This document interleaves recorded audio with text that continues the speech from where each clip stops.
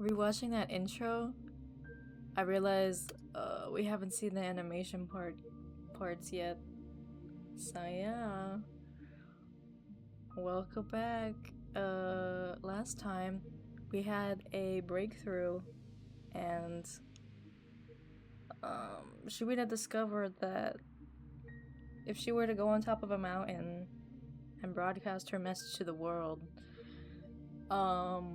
then I guess she could gain further understanding. I don't know, but it made sense to her in the moment, and that's what matters. Oh, and the word I was looking for last time was called an altered state, because, like, she clearly, since she couldn't, like, read the schedule correctly, she wasn't in a normal state of mind. But, I mean, if the one person I looked up to went missing, I'd be pretty upset too. But I think this might be like a recurring thing that she's experiencing, because she was like, it's like that one time. Because when she was looking at the window with the crystals and the frost, she was like, last time I wasn't able to break through what the universe is trying to tell me, but this time, maybe I can. So yeah. Man, the constant dark is making me depressed already. So it's December 22nd. Yesterday was the 21st. I remember this time. It was like 4 days. Day 4. I hate this time of year. Is it that bad? It's not like there's no light at all. You call that light? It's a dingy mist all afternoon. I feel like I got shoved into a smokestack. I don't know what that is. Can you go crazy from vitamin D deficiency? I'm pretty sure that's scurvy, right? Or is that vitamin C? Do people die from that? I don't think so. And, personally, I find it rather nice. Oh, why? Everything looks so gentle. Well, it just makes me all moody. I mean, I guess it's good to find some way to be optimistic about not getting enough sunlight. You guys made fun of me for that. Can you imagine? Ain't it normal to feel down when you're not getting any sun? I've heard it's pretty common, yes. You wilt like a sad little flower. Exactly. You're so right. I am a gentle rose, freezing to death. I waste away, no photosynthesis, no water, no nothing. There. You'll get your sunlight soon. Not until the end of winter, I won't. Anyway, I wonder how we haven't run into you yesterday. I thought we'd see you by the library or something. Oh, I just went to the outskirts. It's really, serene out there. Serene, you say? Yes. It's a little dim right now, but it's very beautiful, too. I never thought of going out there this time of year. A bit too cold for walks, you know? Yeah, I understand. But hey, maybe I'm missing something. Like, the season's charm and all. Huh? Hey, maybe I'll tag along sometime. I could use a change of scenery. So, I don't know if, like, after she left that car repair shop she went there, but yeah, it just suddenly changed to school. I'm like, whoa. It was abrupt. That would be great. Please do, whenever. Yay! And count me in. You know, our recent hangouts have been kinda sucky. Oh.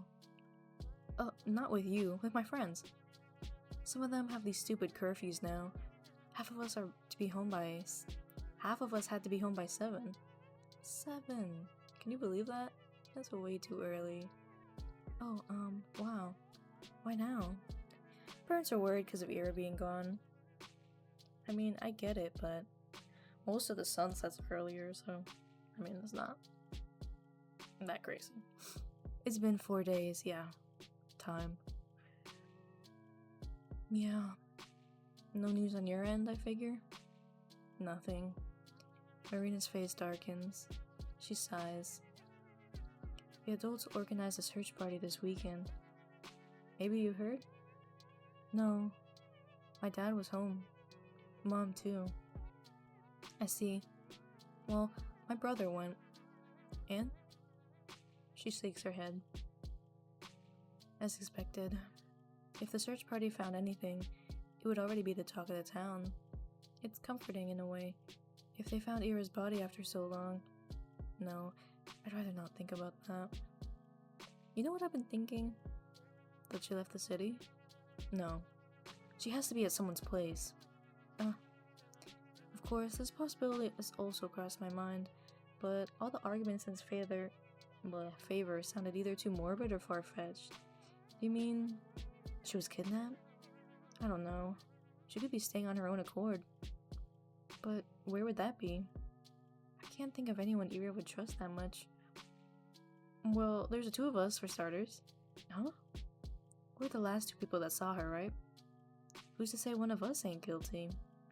But we weren't even that close. And Ira, she's not in my apartment? How do I know if you're telling the truth? Marina, I don't like this joke. Sorry. I'm just speaking from the point of view of the investigation. Ask me the same thing, I'll stumble the same way.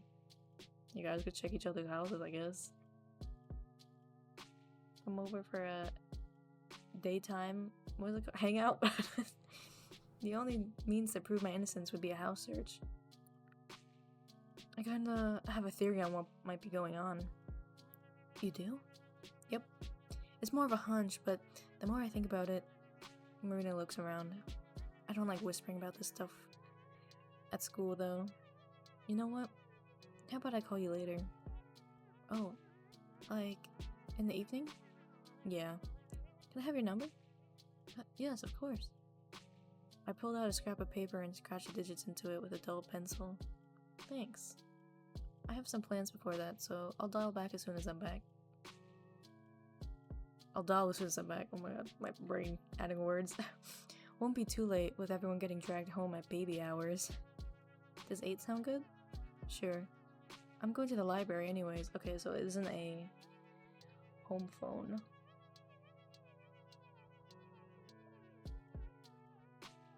Have fun out there. I'll sure as hell try. You have an enriching experience. I will, thanks.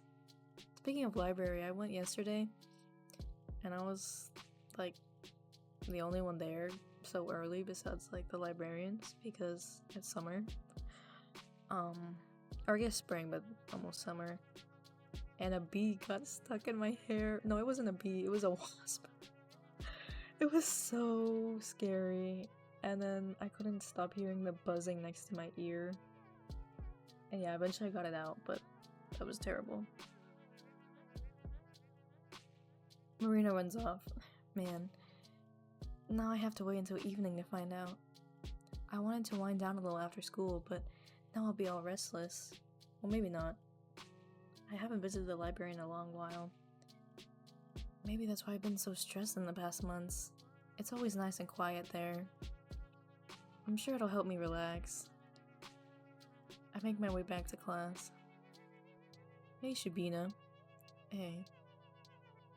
Did we, like, have no homework? Your notebook's empty.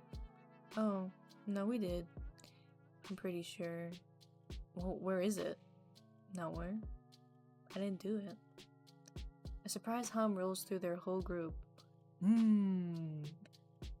That's okay, I'm also a little shocked. Oh, is someone getting rebellious? No, it just slipped my mind. I was too busy thinking about electromagnetic waves and how I can broadcast my message across the cosmos. Ah, classic. Right. Taking some time off of yourself is great and all, but you gotta come up with a better excuse. I'm serious though. Really? Yes. Well, you know, that's good. It would be pretty selfish of you to start ditching homework altogether. Huh? We all rely on you, you know? Yeah, you're the best. You're so smart. What would we do without you? Hear that? The people need you, Shubina. Okay.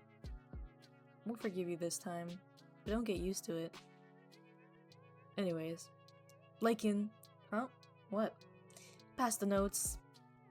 The Russian ones? No, Japanese. You're supposed to be smart, aren't you? Oh, okay. There. I really did forget.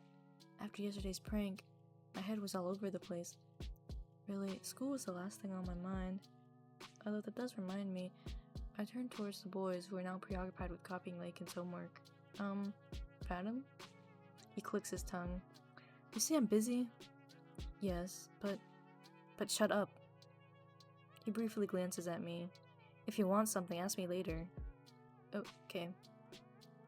The bell rings right as Garen finishes his note, so I don't get the chance to ask him. Not until the lesson ends. At least the teacher doesn't check my homework. She's used to me always having it prepared. I feel like I've just abused someone's trust a little. Nah, I wouldn't be bothered as a teacher either. After the lesson is done, I catch up to Garen in the hallway. What? I wanted to ask you about yesterday. Yesterday? His face twitches. He looks back at his friends. The hell are you talking about? I saw you on the street, so... Okay, so that did happen yesterday. Okay.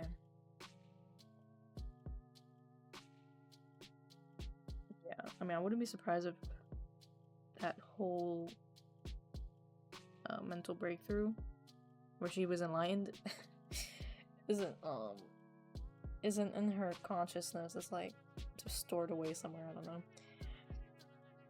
What's this about? It's whatever. You go on ahead, guys. Alright. See ya. Garen turns towards me, and before I can understand what's going on, I feel my side hitting the wall. Ow! Oh my god, no. Bullying part 2. What did you see? He dragged me. No, more like threw me behind the nearest corner. What the fuck did you see, Shubina? What do you want? I saw you walking from there, so, you know. I know you did that. The prank. What? The prank at the car repair. I just wanted to know how you managed to do that. And also how you knew. What prank? What do you want about? I know you did that. Don't pretend. I saw you walking around looking guilty. It's okay. I think that's a pretty funny prank. Okay, so she thinks like the sign was a prank. Okay. I mean, I'd rather you didn't prank me like that anymore, but I've never seen anything like it. How did you do that? It was like a magic trick. Magic? The hell? Shubina, are you high? The hell do you think I did? Change the schedule? The one on the door of the car repair shop, I saw it. Why would I do that? Come on, madam, you know it's just one of your jokes. Well, I know it's just one of your jokes. If you don't want me to, I won't tell anyone. It's just that it's pretty obvious. I just want to understand how you knew about that. Garen takes a step back, looking me up and down. Did you have a weird dream or something? No, why can't you just answer me? He sighs, then runs a hand through his hair. I know you don't get out much, but stores change their working hours all the time. It's freaking normal. No, not like that. It's not about the hours. I want to know, how did you know that I'd be going there? How did you know? How did you know about Tasia? Okay, that's someone else. He stares at me as if he's so confused, as if he doesn't get it. But I know he does, he's just pretending not to for some reason. Garen's afraid he'll get in trouble for messing up a metal plate. If it's a metal plate with the hours on it, is it like engraved? I don't think it would be able to change so easy. Duh, of course. That has to be it. He really didn't think this one through, did he? Okay, I don't know what happened, but you're talking nonsense. He turns away. Thanks for wasting my time, I guess. He's leaving. He's going back to the hallway. No, he can't go. Wait. I grab onto his sleeve. He shakes me off. Damn it, get off me! I said, I have no clue what you're babbling about. But Tasia's... I don't know any fucking Tasia's.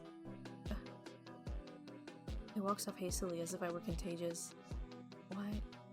This doesn't make any sense. Garen has never had an issue admitting to a prank. Didn't he take pride in pulling them off? I saw on a TikTok that when you're dealing with someone who's delusional, giving them evidence that disproves their delusion only makes it worse. So like when she's faced with reality, I mean, I guess she's just burying herself deeper into the fact that it was just a joke. Because I mean, how else would she explain it if she's never seen something like that before? So if he's managed something so elaborate, shouldn't he brag about it to the boys? Why is he so dead set on playing dumb? But TikToks aren't the It was a licensed therapist, but I'm not saying all my information sourced from TikTok. It just reminded me of it. It sure seemed like he had something in mind when I mentioned seeing him from across the street, so it's not like I made anything up. Even if he's scared of being charged for defacing the timetable, he's going a bit overboard with the whole oblivious act, isn't he? No. Maybe I'm looking at this from the wrong angle. I'm being too cynical. I'm expecting too little of this kind, beautiful world. Garen might not be thinking about himself at all. I didn't even consider this possibility. But what if what he's feeling isn't fear? What if it's regret? It's never happened before. He's never been one to show remorse, and why should he? It's all just harmless games. But maybe he realized that yesterday was a little too much. So when he saw how scared I got, he chose not to tell anyone. He thought it would be better to act like it never happened, just like those boys did. Of course, he'd never apologize. There's nothing to apologize for. But not gloating about it? For Garen, it's as good as saying sorry. Garen, it must have taken so much from you. Is that why you look nervous? You were already doubting yourself, regretting your actions as you fled the crime scene. I'm sorry. I didn't understand what you were feeling right away. I didn't get why you denied it all so fervently. But it's okay. I see it now. I didn't hear their conversation with Marina. That's a false statement. But if I pretend it's true, if I don't do anything with that information, if I don't change the way I see either of them, then it becomes reality. Yeah, but you still physically heard it. It cannot be objectively disproven. Nothing happened at the car repair shop. If both me and Garen believe that, if both of us act like that is the truth, it will become just that. If a tree falls down in the middle of the forest and no one is there to hear it, did it really happen? That's what this is reminding me of. I was thinking about this last night after playing through part 6 and 7 that I like Shubina because she's like an unreliable narrator, but it's also frustrating at times because, you know, she's not thinking straight. But I mean, she's just deducing what she thinks is happening, you know, based on the flawed viewpoints that she has. And I think it's especially obvious when we see these characters without their faces in black and white, because she's like, you know, forming her own viewpoints of them both in her mind, Marina and Vadim. And yeah, you really can't control how people see you. Even if you act one way, I mean, your actions are always up to interpretation. That's incredible. I never would have thought he'd do something like that. I didn't know he understood such things. I'm still not sure how he learned about Tasia saving me. Or how he knew I'd go there again. Okay, so I remember seeing Tasia, but I don't remember who. If it's Ira's other name, or I thought it was Shubina's other name, but no, Tasia. Oh, okay, I remember now. Yes, thinking. Tasia is her friend who moved away. Or how he knew I'd go there again. I'm sure he's heard about the incident, but I suppose stuff like that is not important anymore. You've offered me the option to undo what happened yesterday. It's very special coming from someone like you, and I appreciate the sentiment. I won't refuse. Thank you for that, Vadim. Thank you so much.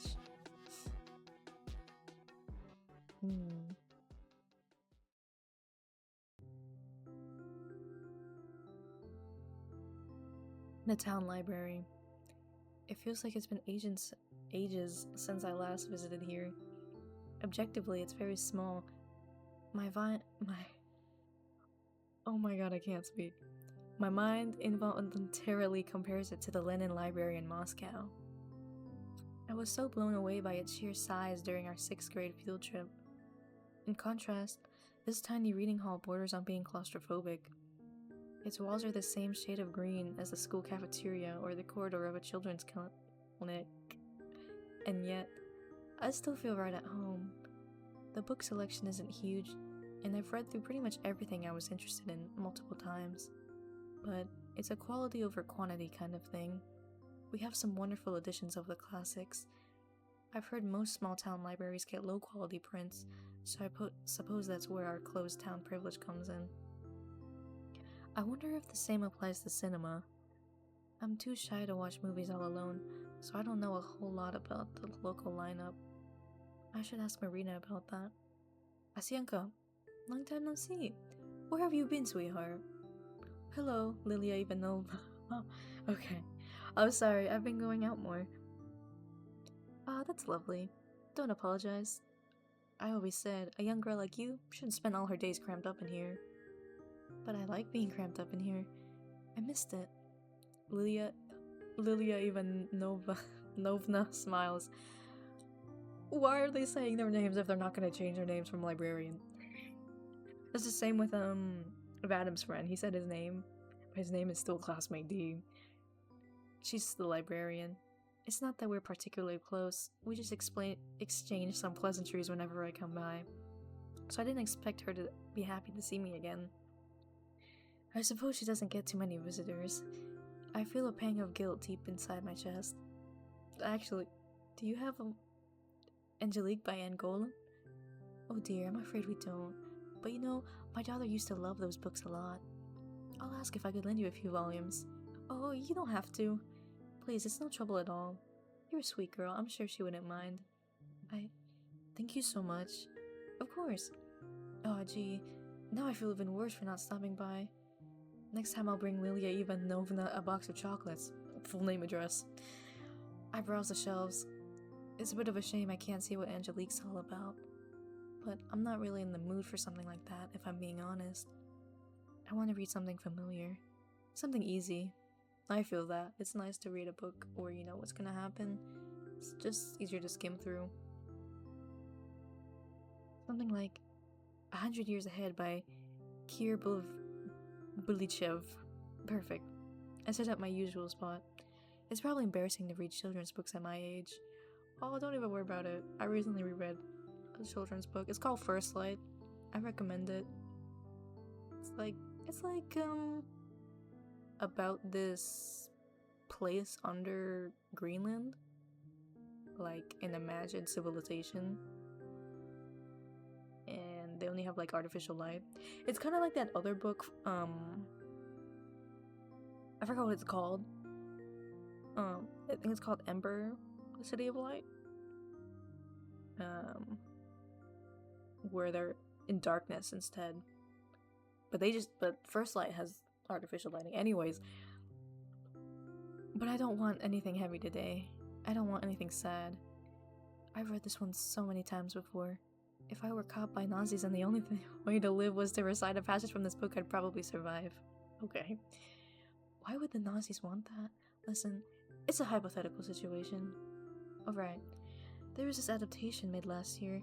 Everyone really liked it. I thought it was okay. I mean, it wasn't bad. I'm glad more people saw the story. But that's not how I imagined the stuff from the book at all. Another annoying thing. Now I just keep imagining the movie version as I read. Crap. I need to keep the way I've always pictured it in my mind. I need to really focus. My concentration increases with each flip of the page. I need to keep the futuristic tech in mind. I need to keep the future world in mind. I need to keep the present world in mind. I need to keep the aliens in mind. I need to keep the Myleophone in mind. I need to keep everyone's face in mind. I need to keep Werther's face in mind. I need to keep Kolya's face in mind. I need to keep Alice's face in mind. I need to keep Tasia's face in mind. I need to keep her face in mind. Keep it in mind. Keep it in mind. Keep it in mind. This isn't helping me relax at all. I shut the book and slumped down on the table. Maybe it wasn't a good idea to read this. I wanted something I wouldn't need to think out too hard about. But yeah, it's no biggie. The kids section has plenty of other stuff. I get up and go to grab something else. A fairy tale will do.